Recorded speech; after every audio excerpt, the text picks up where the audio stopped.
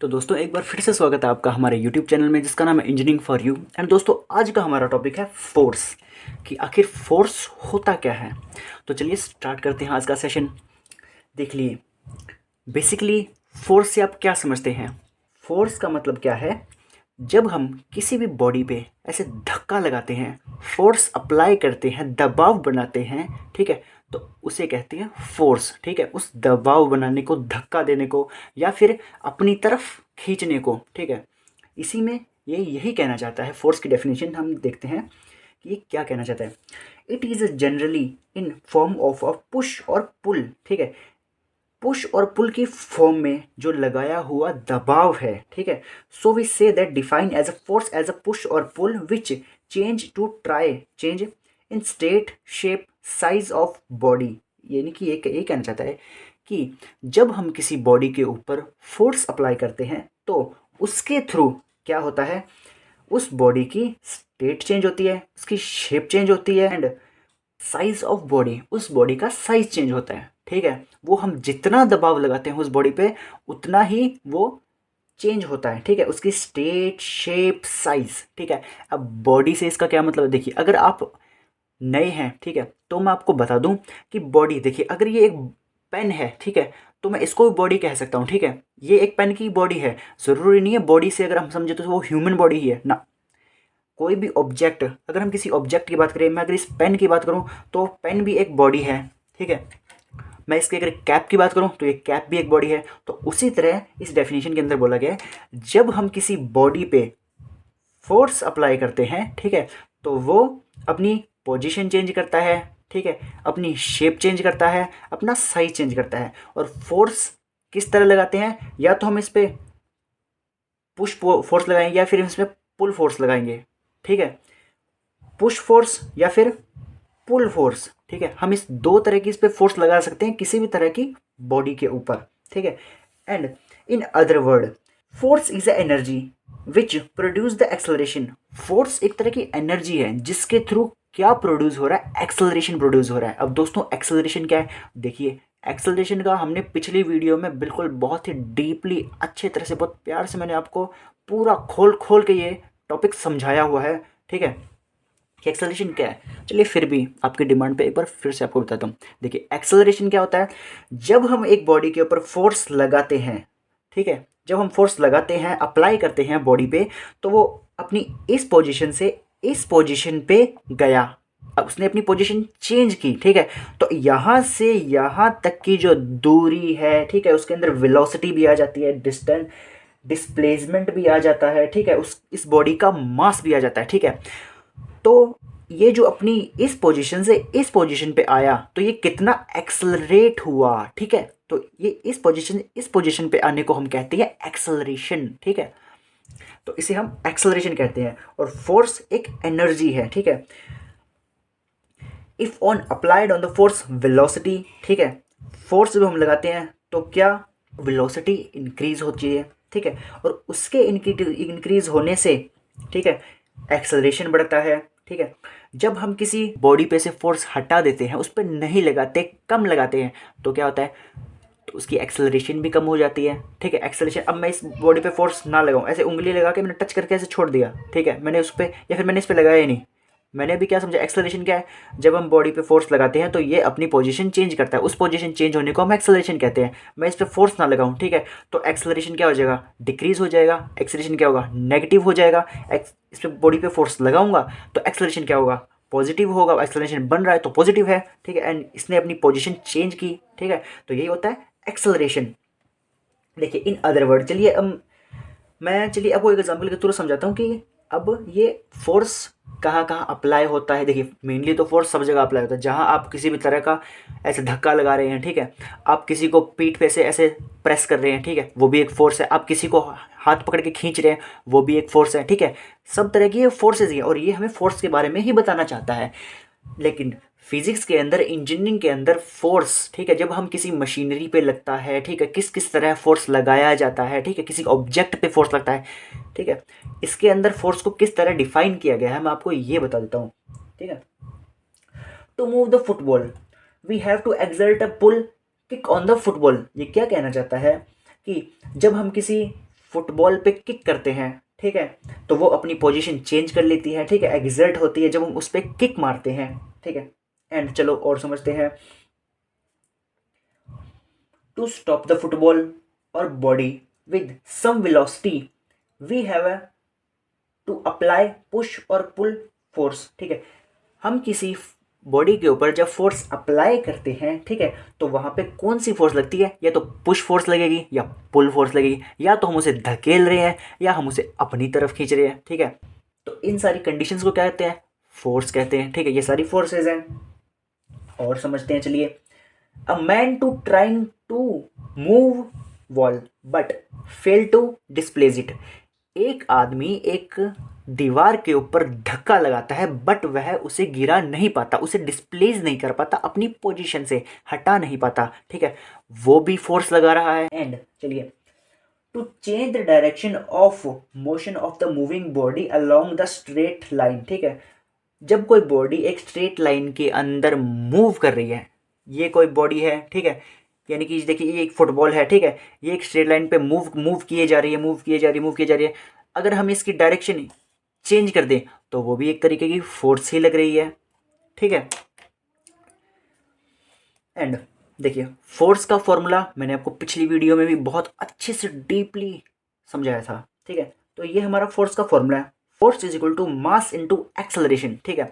अब इसके अंदर फोर्स के अंदर क्या क्या आता है, अगर हम किसी चीज़ पे फोर्स लगा रहे हैं, ठीक है, तो किस किस चीज़ के थ्रू लग रहा है, ठीक है, उसके अंदर क्या क्या आता है, उसके अंदर उस बॉडी का मास आता है। जैसे कि ये एक बॉडी है, तो इस बॉडी का वजन कितना है, मास का मतलब क्या होता है, वजन उस बॉडी का। एंड एक्सेलरेट, ये कितना अपनी पोजीशन से एक्सेलरेट हुआ, अपनी पोजीशन चेंज की, ठीक है, इसने, तो वो हो गया एक्सेलरेट।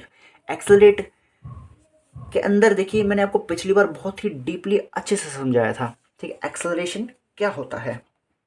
देखिए, एक्सेलरेशन हमें डिफाइन करने के लिए पहले तो हमारे पास होनी चाहिए दो स्केलर क्वांटिटीज, ठीक, वो क्वांटिटीज जो इंडिपेंडेंट होती है, यानी कि वो क्वांटिटीज जो किसी पे भी डिपेंड नहीं होती। क्वांटिटीज का मतलब होता है इकाई, यानी कि कोई ऐसी इकाई जिसके थ्रू हम किसी भी चीज़ को डायरेक्टली मेजर कर सकते हैं, ठीक है।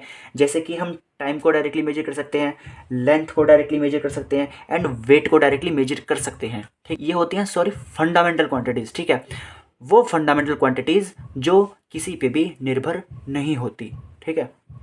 ये फंडामेंटल क्वांटिटीज़ होती है मास, लेंथ, टाइम, जो किसी पे भी डिपेंडेंट नहीं होती, ये इंडिपेंडेंट होती है। हम इसको इंडिपेंडेंटली मेजर कर सकते हैं इन तीन चीज़ों को।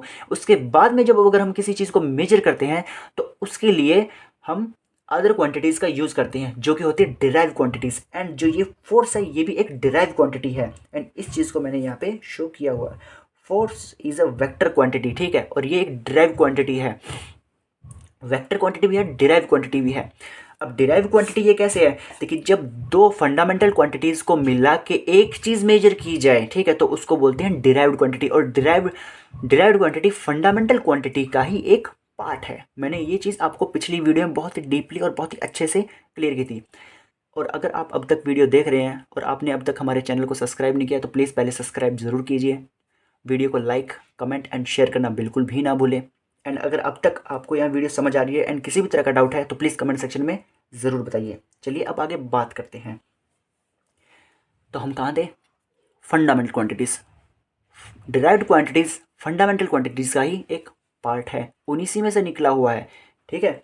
अब ये चीज़ हमारे पास कहाँ से आई और कैसे आई, मैंने आपको ये चीज़ बोली है पहले कि इस चीज़ को मेजर करने के लिए हमारे पास दो चीज़ें होनी चाहिए। कौन सी चीज़, दो फंडामेंटल क्वांटिटीज़ होनी चाहिए। और वो दो फंडामेंटल क्वांटिटीज़ कौन सी होती हैं, एंड साथ में मैं ये बताऊंगा कि ये जो फॉर्मूला हमारा डायमेंशन फॉर्मूला, इसके थ्रू कैसे आया।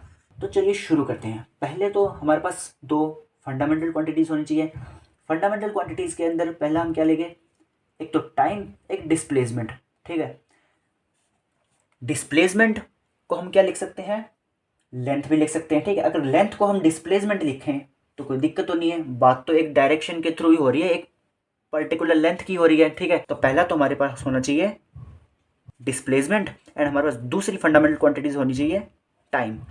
अब इन दो फंडामेंटल क्वांटिटीज के थ्रू हम कौन सी डिराइव्ड क्वांटिटी को डिफाइन कर सकते हैं, वेलोसिटी। ठीक है, वेलोसिटी को मेजर करने के लिए हमारे पास ये दोनों फंडामेंटल क्वांटिटीज होनी चाहिए। ठीक है, वेलोसिटी इज इक्वल टू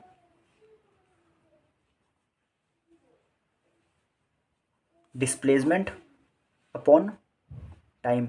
अब आप ये सोच रहे होंगे कि यहाँ डिस्प्लेसमेंट क्यों है। अब डिस्प्लेसमेंट का मतलब क्या है, यहाँ पे डिस्टेंस क्यों नहीं आया, यहाँ पे लेंथ क्यों नहीं लिखा। देखिए, लेंथ होती है यहाँ से लेके यहाँ तक का दूरी। ठीक है, यहाँ से इस पॉइंट के बीच का डिस्टेंस कितना है। ठीक है, ये 5 मीटर है, बट इसमें डायरेक्शन नहीं है। ठीक है, ये तो हो गई हमारी लेंथ। ठीक है दोस्तों, इस पॉइंट से लेके इस पॉइंट के बीच की जो दूरी है, ठीक है, डायरेक्शन विदाउट डायरेक्शन, ये जो दूरी है ये तो हमारी लेंथ हो गई। ठीक है, अब बात आती है डिस्टेंस की। देखिए, डिस्टेंस जो होता है वो कभी भी डायरेक्ट डायरेक्शन में नहीं होता, डिस्टेंस। ठीक है, अब मैं आपको बोलूँ कि मुझे यहाँ से लेके यहाँ तक इस पॉइंट पे जाना है, ठीक है, तो इसमें मैं यहाँ सीधा नहीं जाऊँगा। डिस्टेंस के अकॉर्डिंग हम यहाँ कहीं भी ऐसे ऐसे घूमते घूमते हम इस पॉइंट पे जाके पहुँचेंगे। ठीक है, बट अगर बात आती है डिस्प्लेसमेंट की, तो डिस्प्लेसमेंट के अंदर एक डिस्टेंस भी होता है। ठीक है, और उस डिस्टेंस के साथ साथ एक लेंथ भी होती है, और उस लेंथ के साथ साथ एक फिक्स डायरेक्शन भी होती है। ठीक है, तो अब आपको मतलब समझ आया, लेंथ में, डिस्टेंस में और डिस्प्लेसमेंट में। ठीक है, तो इसलिए हम यहाँ पे डिस्प्लेसमेंट का यूज़ करते हैं, और टाइम तो टाइम हमारा है ही सीधा सा। और डिस्प्लेसमेंट अपॉन टाइम के थ्रू हम किस चीज़ को मेजर कर सकते हैं, वेलोसिटी को मेजर कर सकते हैं। ठीक है, अब वेलोसिटी के थ्रू हम किस चीज़ को मेजर कर सकते हैं, वेलोसिटी के थ्रू हम एक्सेलरेशन को मेजर कर सकते हैं। अब आगे और समझते हैं। अब हम समझ सकते हैं एक्सेलरेशन। ठीक है, और इस चीज़ के लिए हमारे पास क्या होना चाहिए, वेलोसिटी अपॉन टाइम। ठीक है, हमारे पास ये होना चाहिए। अब आप यहाँ पे ये सोच रहे होंगे कि टाइम तो हमारे पास पहले से था, हमने एक और टाइम लिख दिया। तो दोस्तों, यहाँ पे हमारा टाइम डबल शो होगा। कैसे होगा, क्योंकि वेलोसिटी इसके अंदर डिस्प्लेसमेंट अपॉन टाइम और आएगा, displacement upon time then upon time. ठीक है, ये हमारा इस तरह लिखा जाएगा, क्योंकि हम वेलोसिटी की जगह डिस्प्लेसमेंट अपॉन टाइम भी तो पुट कर सकते हैं। वेलोसिटी किसके बराबर, डिस्प्लेसमेंट अपॉन टाइम के बराबर है। देन हम टाइम का स्क्वायर कर देंगे एंड लेंथ का 1 पुट कर देंगे, और जो मास है वो 0 हो जाएगा। सीधी सी बात है। तो यहाँ पे टाइम का हम स्क्वायर कर देंगे, तो यहाँ पे क्या हो गया, डिस्प्लेसमेंट टाइम की स्क्वायर, क्योंकि टाइम 2 बार आ गया। हमने वेलोसिटी की जगह डिस्प्लेसमेंट अपॉन टाइम भी तो पुट किया है। हमने यहाँ पे वेलोसिटी लिख दिया, वेलोसिटी अपॉन टाइम। एक्सेलरेशन को मेजर करने के लिए हमारे पास वेलोसिटी अपॉन टाइम होना चाहिए, एंड वेलोसिटी के अंदर क्या होता है, डिस्प्लेसमेंट अपॉन टाइम होता है। तो डिस्प्लेसमेंट यानी कि लेंथ, हमने अभी डिस्कस किया था। डिस्प्लेसमेंट का हमने डिस्प्लेसमेंट लिख दिया, एंड टाइम का स्क्वायर कर दिया। ठीक है, एंड अब इसको हम शॉर्टली लिखें तो L upon T square, and इसका फॉर्मूला बनता है MLT। अब क्या आएगा, देखिए हमारे पास पहले है क्या, पहले वो लिखेंगे। L है 1 लिख दिया, T अपॉन में है, माइनस में आएगा हमेशा, हमेशा याद रखिएगा। जो वैल्यू डायमेंशन फार्मूला के अंदर अपॉन में हो वो माइनस में आएगी। तो T का -2, और मास यहाँ पे इस वैल्यू में कहीं भी नहीं है, तो वो 0 हो जाएगा। और इसी तरह हमारा ये बनेगा MLT, मास लेंथ टाइम। ओके, हमारे पास यहाँ क्या है, लेंथ 1 है तो लेंथ 1 कर दी, टाइम अपॉन में है तो -1, और यहाँ पे मास का कोई रोल ही नहीं है तो 0 कर दिया, सीधी सी बात है। अब आगे बात आती है, हमारे पास क्या आ गया, हमारे पास आ गई एक्सेलरेशन आ गई। एक्सेलरेशन के थ्रू हम किस चीज़ को मेजर कर सकते हैं, एक्सेलरेशन के थ्रू अब हमारे पास ये वैल्यू आ गई। ठीक है, हमें इस वैल्यू के थ्रू आपको याद रखना पड़ेगा कि क्या चीज़ क्या होती है, किस चीज़ के थ्रू हम किस चीज़ को मेजर कर सकते हैं। ये चीज़ आपको नई नई ही लगेगी, ठीक है, और आपको अभी समझ भी नहीं आएगी। आप थोड़ा सोचेंगे, समझेंगे, दिमाग लगाएंगे कि फंडामेंटल क्वांटिटीज़, फिर बाद में डिराइव्ड क्वांटिटीज़, फंडामेंटल क्वांटिटीज़ के थ्रू डिराइव्ड क्वांटिटीज़ को बनाया गया, फिर इन चीज़ को मेजर किया गया, हम इस चीज़ को ऐसे ऐसे मेजर कर सकते हैं। एक्सेलरेशन के अंदर इतना सब कुछ आया, ये इसका डायमेंशन फार्मूला बना, ठीक है। अब चलिए आगे और डिस्कस करते हैं, ठीक है। अब हम इसके थ्रू किस चीज़ को मेजर करते हैं। अब यहाँ पे क्या बात थी हमारे पास, एक्सेलरेशन, हमारे पास क्या आ गई, एक्सेलरेशन यहाँ पे आ गई। अब हमारे पास मास की बात आ रही है, अब फोर्स की बात हो रही है। फोर्स किसी बॉडी पे लग रहा है तो आपको सोचना पड़ेगा, फोर्स किसी बॉडी पे लग रहा है तो उस बॉडी का भी कोई वजन होगा। तो फोर्स मास इनटू एक्सेलरेशन, ठीक है दोस्तों। ये बात आपको समझनी भी पड़ेगी, धीरे धीरे आपको दिमाग लगाना पड़ेगा। यहाँ पे हमारे पास एक्सेलरेशन आ गई, यहाँ पे मास का कोई रोल नहीं हो रहा अभी, ठीक है। तो आपको ये चीज़ समझनी पड़ेगी, ठीक है। यहाँ पे एक फंडामेंटल क्वांटिटीज़ का यूज़ किया गया है, एक से डिराइव्ड क्वांटिटी का यूज़ किया है, और उन दोनों का यूज़ करके एक डिराइव्ड क्वांटिटी और क्रिएट की गई है, ठीक है।